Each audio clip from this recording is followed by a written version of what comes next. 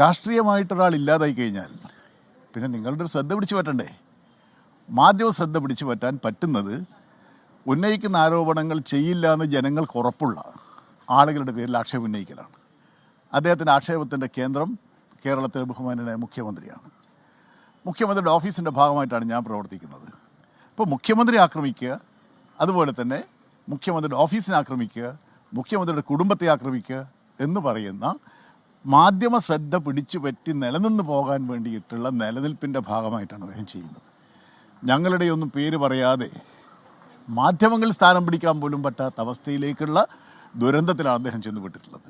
നമസ്കാരം. കേരളം കണ്ടിട്ടുള്ള ഏറ്റവും വലിയ മാഫിയ തലവനും നാണം കെട്ടവനും പെണ്ണ് പിടിയനും ആരാണെന്ന് ചോദിച്ചാൽ ഞാൻ പറയും അത് പി ശശിയാണെന്നുള്ളത്. പി ശശി എന്ന് പറയുന്ന പിണറായി വിജയന്റെ ഇപ്പോഴത്തെ പൊളിറ്റിക്കൽ സെക്രട്ടറി, നേരത്തെ ഇ.കെ. നായനാരുടെയും പൊളിറ്റിക്കൽ സെക്രട്ടറി ആയിരുന്നു. ആ കാലഘട്ടത്തിലാണ് ഞാൻ അദ്ദേഹവുമായിട്ടുള്ള പോരാട്ടം തുടങ്ങിയത്. പോരാട്ടം തുടങ്ങിയതിന് കാരണം എന്താണെന്ന് അറിയാമോ? ഐസ്ക്രീം പാർലർ പെൺവാണിഭത്തിൽ 1 കോടി രൂപ കുഞ്ഞാലിക്കുട്ടിയോട് വാങ്ങി ഇദ്ദേഹം ആ കേസ് അട്ടിമറിച്ചു എന്നുള്ളതായിരുന്നു എൻ്റെ ആരോപണം. അതിൽ അദ്ദേഹം എനിക്കെതിരെ വക്കീൽ നോട്ടീസ് അയച്ചു നോക്കി. 50 ലക്ഷത്തിൻ്റെ വക്കീൽ നോട്ടീസ് അയച്ചു. ഞാൻ വെല്ലുവിളിച്ചു, ധൈര്യമുണ്ടെങ്കിൽ കേസ് ഫയൽ ചെയ്യാൻ. പക്ഷെ എനിക്കെതിരെ കേസ് ഫയൽ ചെയ്തില്ല. പകരം ഞാൻ വീണ്ടും അദ്ദേഹത്തിനെതിരെ ആക്രമണം ഘടിപ്പിച്ചു. മുഖ്യമന്ത്രിയുടെ ഓഫീസ് അധോലോക മാഫിയ ഓഫീസാണെന്ന്, അവിടെ വരുന്ന വനിതാ പോലീസ് ഉദ്യോഗസ്ഥകളടക്കം പ്രമുഖരായ ആളുകളെ, വനിതകളായ ആളുകളെ വലയിൽ വീഴ്ത്തി ആ ഓഫീസ് തന്നെ കളങ്കപ്പെടുത്തിക്കൊണ്ട് ഇദ്ദേഹം വ്യഭിചാരം നടത്തുകയാണെന്നുള്ള ആരോപണം ഞാൻ ഉന്നയിച്ചു. ഇത് കണ്ടിന്യൂസ് ആയി ചെയ്തപ്പോൾ ഇതെന്താ അറിയാമോ? അദ്ദേഹം ശോഭന ജോർജിൻ്റെ ഒരു കള്ളപ്പരാതി വാങ്ങി ഉമ്മൻചാണ്ടി, ആര്യാട മുഹമ്മദ്, പി തങ്കച്ചൻ, അങ്ങനെയുള്ള 4 പേരെ MLA-മാരെ, കോൺഗ്രസ് MLA-മാരെയും കൂട്ടി ശോഭന ജോർജോട് പറഞ്ഞു മുഖ്യമന്ത്രി ഇ.കെ. നായർക്ക് ഒരു പരാതി കൊണ്ടു കൊടുക്കണം. എന്തിനാ അറിയും? 4 പേര്, കാർത്തികേയൻ അടക്കമുള്ള 4 പേര്, ഇവർ 4 പേരും കൂടെ കൊടുത്താൽ എന്നെ ജയിലിൽ വെച്ച് കൊല്ലാനായിരുന്നു പ്ലാൻ. എന്നെ ജയിലിൽ വെച്ച് കൊല്ലുക, ഒരു കള്ളപ്പരാതി ശോഭന ജോർജ് കോൺഗ്രസ് സ്ഥാന MLA-യോട് വാങ്ങുക, എന്നിട്ട് 4 ഗ്രൂപ്പിലെ ആളുകളെയും കൊണ്ടുപോയിട്ട് മുഖ്യമന്ത്രി പരാതി കൊടുക്കുക, ഇ.കെ. നായർക്ക് പരാതി കൊടുക്കുക എന്നുള്ളതായിരുന്നു പരിപാടി. എന്നാൽ അങ്ങനെ പരാതി വാങ്ങി എന്നെ അർദ്ധരാത്രി അറസ്റ്റ് ചെയ്യുന്നു. ശോഭന ജോർജിൻ്റെ ബ്ലൂ ഫിലിം കാസറ്റ്, അതേപോലെ പി ശശി മുഖ്യമന്ത്രിയുടെ ഓഫീസിൽ കാട്ടിക്കൂട്ടിയ ഇത്തരത്തിലുള്ള പല പെൺകുട്ടികളെയും വലയിൽ വീഴ്ത്തി നശിപ്പിച്ചതിൻ്റെ സെക്സ് വീഡിയോസ്, ഇതെല്ലാം എൻ്റെ ഓഫീസിൽ നിന്ന് എന്നെ അറസ്റ്റ് ചെയ്ത് 1999 ജൂൺ 30 അർദ്ധരാത്രി എൻ്റെ ആഴ്ചവട്ടത്തെ കോഴിക്കോട് വീട്ടിൽ നിന്ന് എന്നെ അർദ്ധരാത്രി 1 മണിക്ക് അറസ്റ്റ് ചെയ്യുന്നു. എൻ്റെ ഓഫീസ് റെയ്ഡ് ചെയ്ത് അന്ന് രാത്രി എന്നെ ഈ സാധനങ്ങൾ കടത്തുന്നു. അങ്ങനെ എൻ്റെ ഓഫീസ് സീൽ ചെയ്യുന്നു. ഇത് നടന്ന സംഭവമാണ്. എൻ്റെ കോടതി രേഖയുള്ള സംഭവമാണ്. കോടതി രേഖയിൽ ഞാൻ മൊഴി കൊടുത്ത് പി ശശിക്കെതിരെ, ശോഭന ജോർജിനെതിരെ, അതേപോലെ അരുൺകുമാർ സിൻഹ, അതേപോലെ അന്നത്തെ കോഴിക്കോട് പോലീസ് കമ്മീഷണർ പത്മകുമാർ, ഇവർക്കെതിരെ ഞാൻ പരാതി കൊടുക്കുകയും എനിക്ക് 3 ലക്ഷം രൂപ വിധിക്കുകയും ചെയ്തിട്ടുള്ളതാണ്.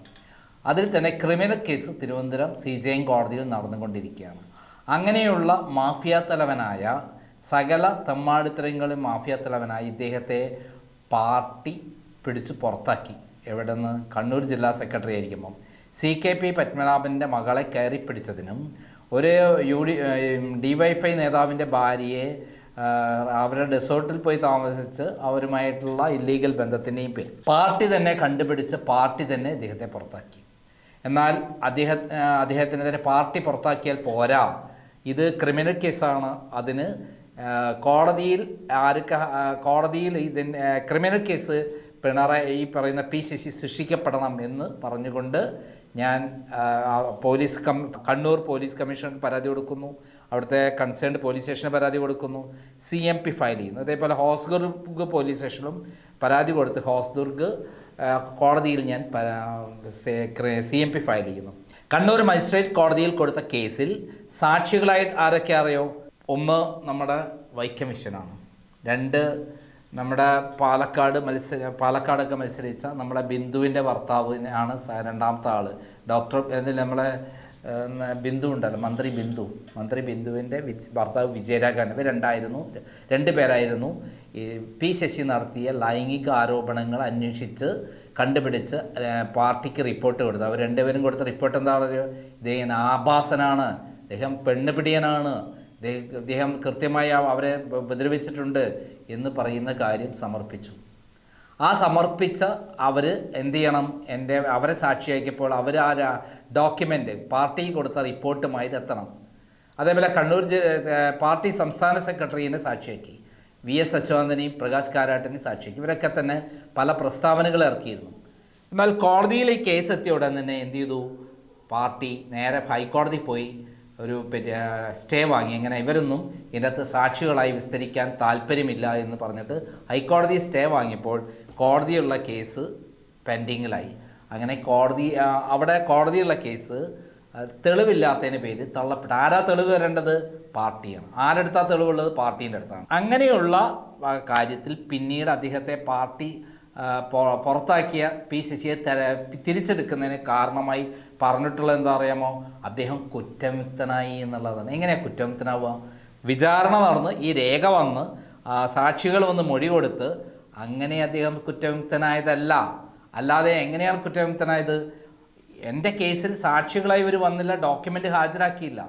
അങ്ങനെ ഉള്ള സന്ദർഭം അദ്ദേഹം കുറ്റമുക്തനായതല്ല, അദ്ദേഹത്തിനെതിരെയുള്ള തെളിവുകൾ ഹാജരാക്കിയില്ല.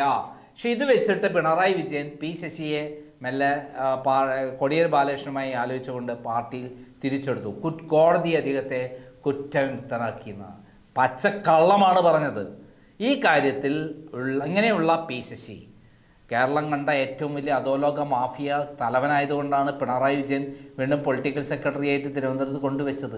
എനിക്കെതിരെയുള്ള കള്ളക്കേസിൽ ഞാൻ തിരിച്ച് കേസ് കൊടുക്കുകയും അദ്ദേഹത്തെ തിരുവനന്തപുരം CJM കോടതി പ്രതിയാക്കുകയും ചെയ്തിട്ടുള്ളതാണ്. ഈ അടുത്ത കാലത്താണ് പുറത്തു വന്നിട്ടുള്ളത്.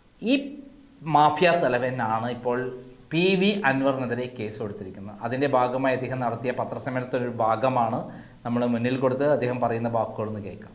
അതായത് പി ശശി പറയുന്ന വാക്കുകളിൽ രാഷ്ട്രീയമായിട്ടൊരാൾ ഇല്ലാതായി കഴിഞ്ഞാൽ പിന്നെ നിങ്ങളുടെ ഒരു ശ്രദ്ധ പിടിച്ചു പറ്റണ്ടേ?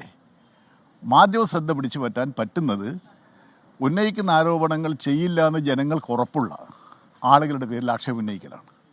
അദ്ദേഹത്തിൻ്റെ ആക്ഷേപത്തിൻ്റെ കേന്ദ്രം കേരളത്തിലെ ബഹുമാന്യനായ മുഖ്യമന്ത്രിയാണ്. മുഖ്യമന്ത്രിയുടെ ഓഫീസിൻ്റെ ഭാഗമായിട്ടാണ് ഞാൻ പ്രവർത്തിക്കുന്നത്. അപ്പോൾ മുഖ്യമന്ത്രി ആക്രമിക്കുക, അതുപോലെ തന്നെ മുഖ്യമന്ത്രിയുടെ ഓഫീസിനെ ആക്രമിക്കുക, മുഖ്യമന്ത്രിയുടെ കുടുംബത്തെ ആക്രമിക്കുക എന്ന് പറയുന്ന മാധ്യമ ശ്രദ്ധ പിടിച്ചു പറ്റി നിലനിന്ന് പോകാൻ വേണ്ടിയിട്ടുള്ള നിലനിൽപ്പിൻ്റെ ഭാഗമായിട്ടാണ് അദ്ദേഹം ചെയ്യുന്നത്. ഞങ്ങളുടെയൊന്നും പേര് പറയാതെ മാധ്യമങ്ങളിൽ സ്ഥാനം പിടിക്കാൻ പോലും പറ്റാത്ത അവസ്ഥയിലേക്കുള്ള ദുരന്തത്തിലാണ് അദ്ദേഹം ചെന്നുവിട്ടിട്ടുള്ളത്. അതിൻ്റെ ഭാഗമായിട്ടാണ് ഈ പറഞ്ഞുകൊണ്ടിരിക്കുന്നത്. ആരോപണങ്ങളുടെ വിഷയമല്ല, ആരോപണങ്ങൾ ഒന്നും കടമ്പില്ലാത്തതാണ്. ഇങ്ങനെ ഒരാൾ ഈ സമൂഹ മധ്യത്തിൽ ആരുടെയും മേലെ ഓടിക്കയറുക എന്ന് പറയുന്നൊരു തെറ്റായ കാര്യം ചെയ്യുന്നത് അംഗീകരിക്കാൻ വേണ്ടി കഴിയില്ല. മാത്രമല്ല, അദ്ദേഹം ഇപ്പം എന്താ മുഖ്യമന്ത്രിക്കെതിരെ കേന്ദ്രീകരിച്ചതിൻ്റെ കാരണം? കേരള ചരിത്രത്തിൽ ഇത്രയുമേറെ തുടർച്ചയായി 5-8 വർഷത്തെ ഭരണത്തിൻ്റെ ഫലമായിട്ട് എല്ലാ കുടുംബത്തിലും നേട്ടങ്ങൾ ഉണ്ടാക്കി കൊടുത്തൊരു ഭരണം ഉണ്ടായിട്ടില്ല. ഇടതുപക്ഷ ജനാധിപത്യ മുന്നണിയുടെ പിണറായി വിജയൻ മുഖ്യമന്ത്രിയായിട്ടുള്ള ഗവൺമെൻറ്റിൻ്റെ പ്രവർത്തന ഫലമായിട്ട് നേട്ടമുണ്ടാക്കാത്ത ഒരു കുടുംബം കേരളത്തിലില്ല. അതിൻ്റെ ഫലമായിട്ട് ഗവൺമെൻറ് അനുകൂലമായിട്ട് പിന്തുണ കൂടുന്നു. ജനങ്ങളെ ശ്രദ്ധയിൽ നിന്നും തിരിച്ചുവിടണം. ഇത് ചർച്ച ചെയ്താൽ ഒരു ഇലക്ഷനിലും ഇടതുപക്ഷ ജനാധിപത്യത്തിനൊരു അനുകൂലമായിട്ടല്ലാതെ ആൾക്ക് വോട്ട് ചെയ്യാൻ കഴിയില്ല. ആ ശ്രദ്ധ തിരിച്ചുവിടാൻ വേണ്ടിയിട്ടാണ് മറ്റ് പലരുടെയും കയ്യിൽ കളിക്കുന്ന കരുക്കളായി നിൽക്കുന്ന ഇതുപോലുള്ള ആളുകൾ ഈ തെറ്റായ ആരോപണങ്ങൾ ഉന്നയിച്ചുകൊണ്ടിരിക്കുന്നത്. അദ്ദേഹത്തിൻ്റെ രാഷ്ട്രീയം മരിച്ചുപോയത്, അദ്ദേഹത്തിൻ്റെ രാഷ്ട്രീയമായിട്ട് അധപ്പതിച്ചു പോയി, ഇല്ലാതായി. എന്താ അദ്ദേഹത്തിൻ്റെ രാഷ്ട്രീയം? ഇടതുപക്ഷ രാഷ്ട്രീയം അദ്ദേഹത്തിനുണ്ടോ? ഇടതുപക്ഷ രാഷ്ട്രീയം ഉണ്ടോ? ഇല്ല. കോൺഗ്രസ് രാഷ്ട്രീയം ഉണ്ടോ? പറയട്ടെ. അദ്ദേഹം BJP രാഷ്ട്രീയം ഉണ്ടോ? ഇതെല്ലാം 3 ചേരിയായി നിൽക്കുന്ന രാഷ്ട്രീയം. അപ്പോൾ രാഷ്ട്രീയമായിട്ട് അധപ്പതിച്ചു കഴിഞ്ഞാൽ പിന്നെ വ്യക്തിപരമായിട്ട് ആക്ഷേപം പറഞ്ഞ് നിലനിൽക്കാൻ കഴിയുമോ എന്നുള്ള ശ്രമമാണ് അദ്ദേഹം നടത്തിക്കൊണ്ടിരിക്കുന്നത്. ഇതിൻ്റെ പിന്നിൽ ഒരുപാട് അധോലോക സംഘങ്ങളുണ്ട്. കേരളത്തിലെ ഗവൺമെൻറ്റിൻ്റെ അഴിമതിരഹിതമായ ജനനന്മ ഉയർത്തിക്കൊണ്ടുള്ള ഭരണത്തിൻ്റെ ഫലമായി നഷ്ടവും ക്ഷീണവും സംഭവിച്ച കുറേ അധോലോക സംഘങ്ങളുണ്ട്. ആ അധോലോക സംഘങ്ങളുടെ എല്ലാം പിൻബലം ഗവൺമെൻറ്റിനെതിരായിട്ടും മുഖ്യമന്ത്രിക്കെതിരായിട്ടും ആക്രമണം നടത്തുന്ന ദുഷ്പ്രചാരണം നടത്തുന്ന ആളുകൾക്ക് കിട്ടിയെന്ന് വന്നേക്കാം. പല രീതിയിലാണ് നിയമവിരുദ്ധ പ്രവർത്തനം നടത്തുന്ന ആളുകൾ എന്നാണ് ഞാൻ ഉദ്ദേശിച്ചത്. നിയമവിരുദ്ധ പ്രവർത്തനം നടത്തുന്ന ആളുകൾക്ക് എല്ലാവിധരായി ശക്തമായ നടപടിയാണ് കേരളത്തിൽ നടന്നുകൊണ്ടിരിക്കുന്നത്. അത് പല വിധത്തിൽ നിയമവിരുദ്ധ പ്രവർത്തനമാവാം. കേട്ടല്ലോ, ഇദ്ദേഹം പറയുന്നത് കേട്ട് കഴിഞ്ഞ് ഇദ്ദേഹത്തെ പോലെ എത്ര മാന്യനായ ഒരാളില്ല. ഡിഫമേഷൻ എന്ന് പറഞ്ഞാൽ അപകീർത്തി കേസെന്ന്, കീർത്തിയുള്ളവർക്കാണ് അപകീർത്തി കേസ്. കീർത്തിയില്ലാത്തവർക്ക് എന്ത് അപകീർത്തി? ഇദ്ദേഹത്തിന് മാന്യത പോയിട്ട് സമൂഹത്തിൽ വിലയും നിലയുമില്ലാത്ത ഒരു തട്ടിപ്പ് വീരനാണ് ഇദ്ദേഹം, പെൺപിടിയനാണ് ഇദ്ദേഹം എന്നുള്ളതിന് അപ്പുറത്തേക്ക് എന്തെങ്കിലും തെളിവുകൾ വേണോ? ആ തെളിവുകളൊന്നും തന്നെ വേണ്ടാത്ത എൻ്റെ ഓഫീസിൽ നിന്ന് അദ്ദേഹത്തിൻ്റെ സെക്സ് വീഡിയോകൾ കൊണ്ടുപോയിട്ടുണ്ട്. അർദ്ധരാത്രിയാണ് എടുത്തു കൊണ്ടുപോയിരിക്കുന്നത്. തെളിവ് ഞാൻ കോടതി കൊടുത്താണ്. അങ്ങനെ ഒരാൾക്ക് എന്ത് മാന്യതയാണുള്ളത്? അതുകൊണ്ട് തന്നെ PV അൻവർ എനിക്കെതിരെ എന്നെ രണ്ടാം ടെസ്റ്റായി പ്രഖ്യാപിച്ച് എന്നെ നശിപ്പിച്ചു കളയുമെന്ന് പറയുന്ന ഒരാളാണ്. അതെനിക്ക് പ്രശ്നമല്ല. പക്ഷേ PV അൻവർ P ശശിയുമായുള്ള യുദ്ധത്തിൽ ഞാൻ PV അൻവറിന് പൂർണ്ണമായ പിന്തുണ പ്രഖ്യാപിക്കുകയാണ്. ഇന്ന് ശശി തലശ്ശേരിയിലും കണ്ണൂരിലുള്ള കോടതികളിൽ കേസ് ഫയൽ ചെയ്തിരിക്കുകയാണ്. ആ കേസ് ഫയൽ ചെയ്ത സംഭവത്തിൽ അദ്ദേഹത്തിന് ഒരു മാന്യതയുമില്ലാത്ത തട്ടിപ്പുകാരനും പെൺപിടിയനാണെന്നുള്ള കാര്യത്തിന് തെളിവുമായി ഞാൻ കോടതിയിലെത്തുമ്പോൾ ഞാൻ സാക്ഷിയായി എന്നെ PV അൻവർ വെച്ചാൽ തീർച്ചയായും കോടതിയിൽ വന്ന് ഞാൻ മൊഴി കൊടുക്കും, തെളിവുകൾ ഹാജരാക്കും. കാരണം EK നായനാർ തന്നെ പറഞ്ഞിട്ടുണ്ട്, മരിക്കുന്നതിന് മുമ്പ് അദ്ദേഹം എന്നോട് പറഞ്ഞിട്ടുണ്ട്, EK നായനാരുടെ കാലത്ത് എന്നെ അറസ്റ്റ് ചെയ്തത് തെറ്റിദ്ധരിച്ചിട്ടാണ് ചെയ്തത്. ജയിലിൽ വെച്ച് നന്ദകുമാറിനെ കൊല്ലാനുള്ള പദ്ധതിയുമായിട്ടാണ് P ശശിയും ശോഭന ജോർജും കൂടി ഗൂഢാലോചന നടത്തി കള്ളക്കേസ് എടുത്തതെന്ന് എനിക്ക് അറിയില്ലായിരുന്നു. യഥാർത്ഥ സത്യം അറിയില്ലായിരുന്നു. P ശശി എൻ്റെ മകനെ പോലും വിതുര പെൺവാണിഭ്യത്തിൽ പ്രതിയാക്കി, അതേ രൂപസാദൃശ്യമുള്ള ഒരാളെ കൃഷ്ണവേണി എന്നുള്ള പേര് പ്രതിയാക്കി എന്നെ നശിപ്പിക്കാൻ ശ്രമിച്ചവനാണ്. അവൻ ഗുണം പിടിക്കില്ല, അവൻ മഹാനാറിയാണെന്നൊക്കെ പറഞ്ഞത് ആരാ? ഓൻ ഒരു നാറിയാണെന്ന് പറഞ്ഞത് EK നായനാരാണ്. അതായത് അങ്ങനെയുള്ള P ശശി ഇപ്പോൾ PV അൻവറിനെതിരെ ഒരു കേസുമായി വന്നാൽ തീർച്ചയായും PV അൻവർ എന്നോട് പറഞ്ഞാൽ എന്നെ സാക്ഷിയാക്കണമെങ്കിൽ എല്ലാ തെളിവുകളും ഞാൻ കോടതിയിൽ ഹാജരാക്കും. പ്രത്യേകിച്ചും ഹോസ്ദുർഗ് കോടതിയിലും കണ്ണൂർ കോടതിയിലും നടന്നിട്ടുള്ള കേസുകളെല്ലാം തന്നെ എങ്ങനെയാണ് പാർട്ടി അദ്ദേഹത്തെ തിരിച്ചെടുത്തത്? ഈ കേസിൽ കുറ്റവിചാരണ നടത്തി അദ്ദേഹത്തെ നിരപരാധിയാക്കി എന്നാണ് പറഞ്ഞത്. സാധാരണ പാർട്ടി അന്വേഷണ കമ്മീഷൻ അന്വേഷിച്ച് കഴിഞ്ഞാൽ അതിലപ്പുറത്ത് ഏത് കോടതി വിധി വന്നാൽ പോലും അത് സ്വീകരിക്കില്ല അവർ. എന്നാൽ ഈ കോടതിയിൽ സ്വീകരിക്കാമായിരുന്നു. ഈ കോടതിയിൽ ഡോക്യുമെൻ്റ് ഹാജരാക്കിയിട്ടില്ല. അതായത് വിജയരാഘവനും വൈക്കം വിശ്വനും അന്വേഷിച്ച് P ശശി പെൺപിടിയനാണെന്ന്, ലൈംഗിക ആരോപണം ശരിയാണെന്നുമുള്ള ആ സംഭവത്തിൽ, പാർട്ടി പുറത്താക്കിയ സംഭവത്തിൽ അദ്ദേഹത്തെ ഒരു ക്രിമിനൽ കോടതിയും അദ്ദേഹം ശരിയാണെന്ന് പറഞ്ഞിട്ടില്ല. പകരം ഡോക്യുമെൻ്റ് ഹാജരാക്കാത്തതിൻ്റെ പേരിൽ, സാക്ഷികൾ ഹാജരാക്കുന്നതിൻ്റെ പേരിൽ തള്ളപ്പെടുകയാണ് ഉണ്ടായിട്ടുള്ളത്. ഈ രേഖകളെല്ലാം തന്നെ എൻ്റെ കൈവശമുണ്ട്. നിർബന്ധമായിട്ടും ഈ സമൂഹത്തിൽ ആര് P ശശിക്കെതിരെ വന്നാലും ഞാൻ തീർച്ചയായും അവർക്ക് വേണ്ടി ഹെൽപ്പ് ചെയ്യും. കാരണം 99, 96, 98, 99 മുതൽ എന്നെ ഏറ്റവും വേട്ടയാടിയിട്ടുള്ള പെരുങ്കള്ളനും മാഫിയ തലവനുമാണ് ഈ P ശശി.